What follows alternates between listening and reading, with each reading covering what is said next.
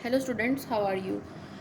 Students, आज हम convex optimisation का एक थ्योरम करेंगे कि जिसे हम कहते हैं फर्स्ट ऑर्डर ऑप्टिमैलिटी कंडीशन। ये थ्योरम हमें क्या कहता है कि लेट्स सपोज आपके पास एक्सटेरिक बी या local minimum of a differentiable function, कि कोई भी आपके पास डिफरेंशिएबल फंक्शन है और एक्सटेरिक उसका लोकल मिनिमम पॉइंट है।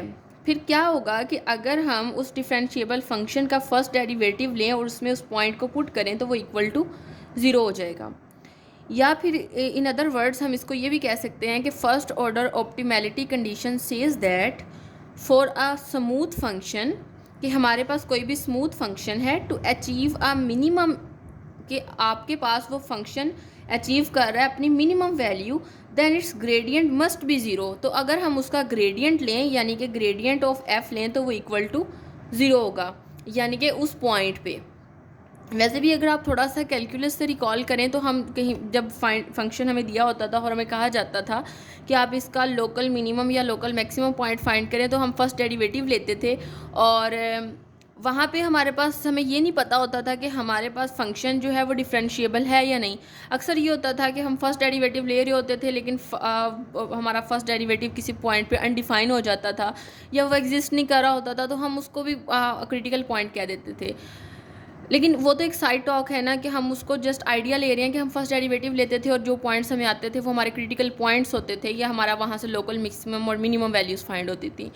तो यहाँ पे ये है कि आपके पास अगर कोई लोकल मिनिमम वैल्यू है तो आपका जो डिफरेंशिएबल फंक्शन है अगर उसके फर्स्ट डेरिवेटिव में आप उस वैल्यू को पुट करें तो वो इक्वल टू ज़ीरो आ जाएगा। बेसिकली हमारा आज मेन टारगेट जो है वो क्रॉलरी है इसकी, तो मैं उसको लिखती हूँ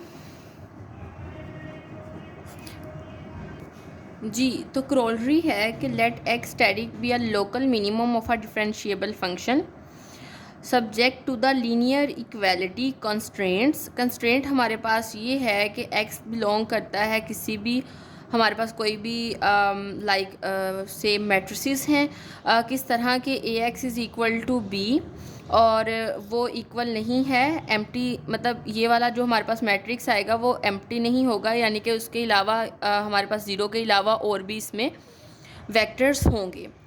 Where A is an M cross N matrix and B belongs to Rm and M is less than N, then there exists a vector of multiplied lambda static such that f prime of x static is equal to A transpose lambda static। अब इसका क्या मतलब है, let me explain this first।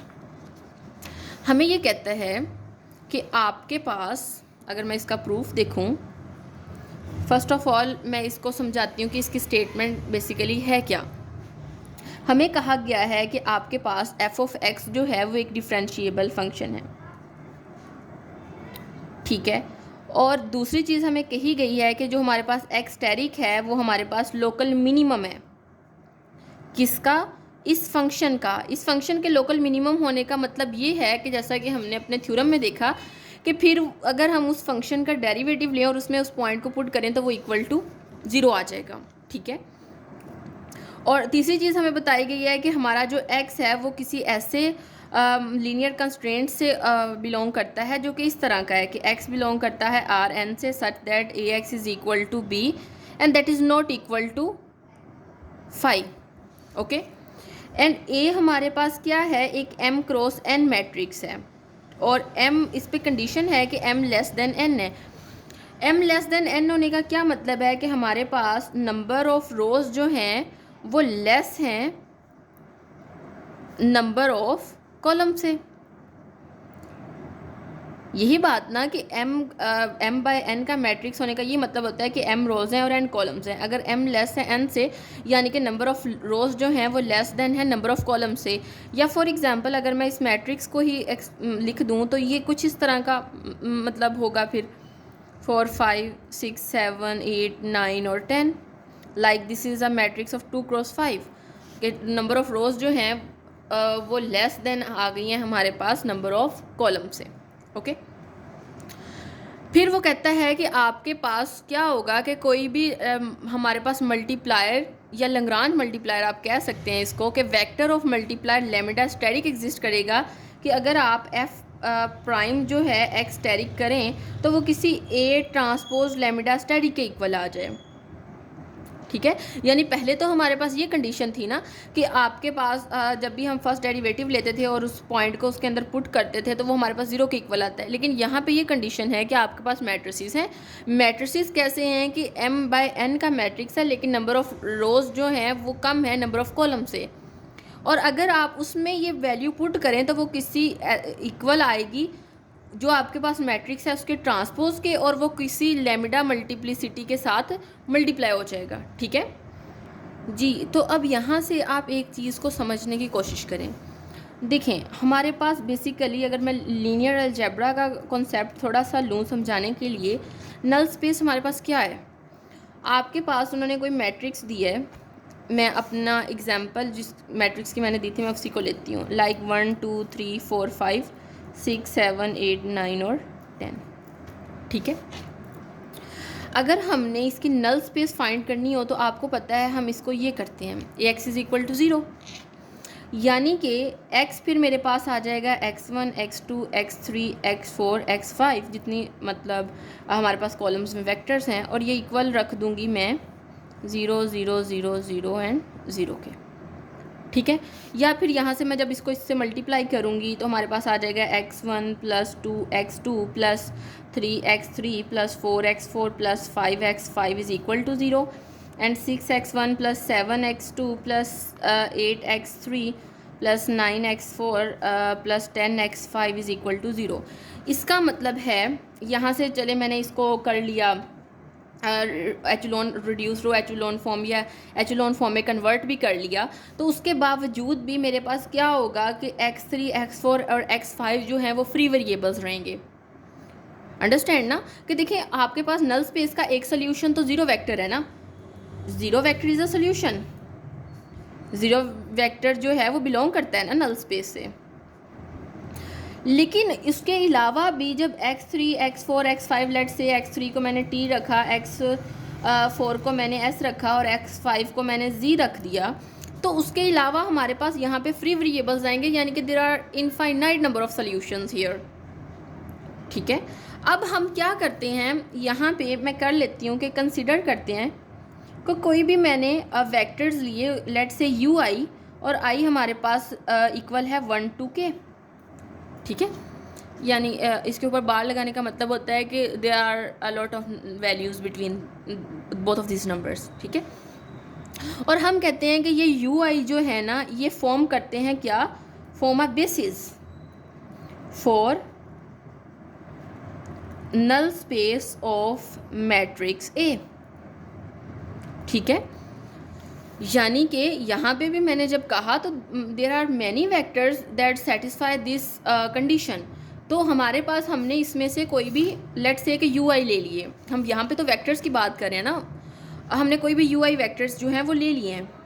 फिर हम कहते हैं कि फिर किसी भी x के लिए जो कि हमारे पास इस कंडीशन से बिलोंग करता है, क्या कंडीशन होगी कि x is equal to x of y is equal to x asterisk plus summation I is equal to 1 to k y of I u of I and y belongs to R k.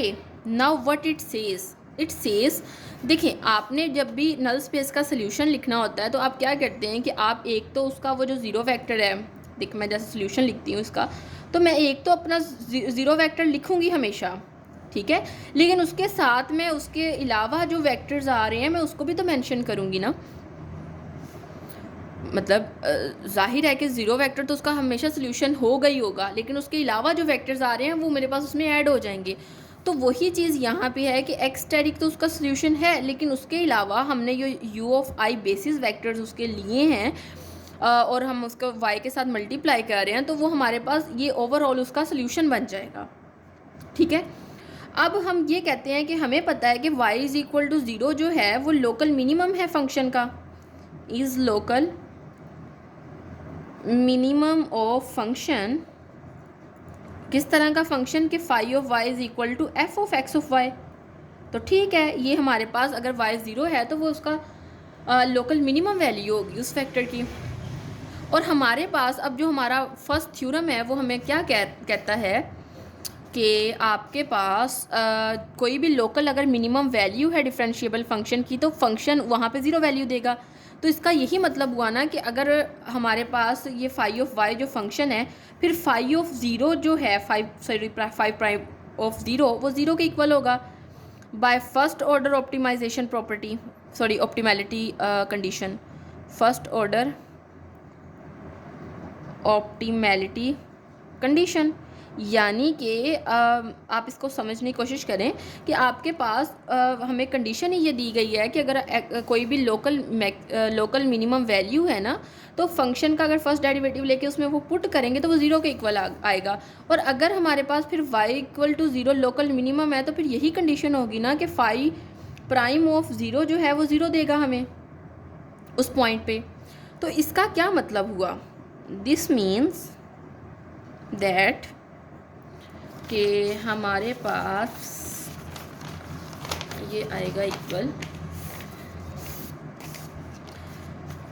कि अगर हम partial derivative लें phi of zero का over partial Y I, तो वो equal आएगा किसी vector F prime of X asterisk into U of I and that is equal to zero where I is equal to 1 to k। यहाँ पे मैंने देखें इसको ही थोड़ा वाइड करके लिखा है कि अगर हम उसका पार्शियल डेरिवेटिव देखें, सिंपल डेरिवेटिव हम फंक्शंस में लेते थे जब हम लोकल मैक्सिमम और मिनिमम फाइंड कर रहे थे। यहाँ पे हम लैग्रांज की बात करते हैं तो हम उसका ग्रेडियंट लेते हैं, और ग्रेडियंट में हमारे पास फंक्शन 2 वेरिएबल्स में भी हो सकता है, 3 में भी हो सकता है। तो हम इसका यहाँ पे पार्शियल डेरिवेटिव की बात करते हैं।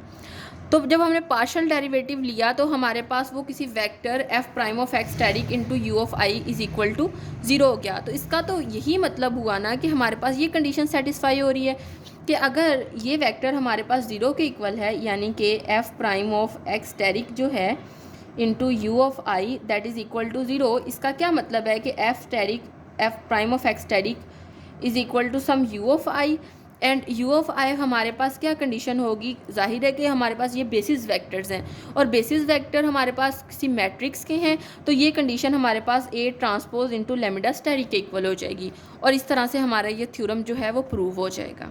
ठीक है, तो स्टूडेंट्स हमने आज देखा है कि हमारे पास कॉन्वेक्स ऑप्टिमाइजेशन प्रॉपर्टी थी। मैंने इसका जो क्रोलरी है उसका प्रूफ समझाने के लिए थोड़ा सा लीनियर अलजेब्रा का कॉन्सेप्ट लिया ताकि मैं उसको क्लियरली एक्सप्लेन कर सकूं कि बेसिकली व्हाट इट सेज, क्योंकि वो इसमें मैट्रिसेस की बात करता है और हम इसमें वेक्टर्स की बात भी कर रहे हैं, मैट्रिसेस की भी। तो ओवरऑल इन जनरल जब हम इसको करते हैं तो हमें वो पूरा आइडिया समझ में आ जाता है।